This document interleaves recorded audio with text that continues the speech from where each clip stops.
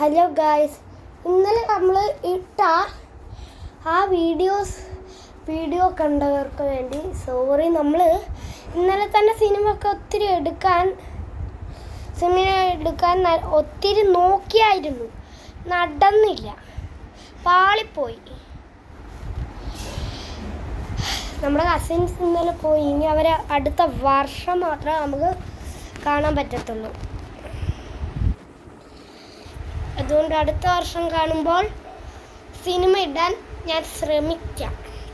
പിന്നെ അടുത്ത വർഷം മുതൽ ഞാൻ ഇവിടെയാണ് സ്കൂളിലൊക്കെ പോകുന്നത്. ഇവിടുത്തെ സ്കൂളിലാണ്.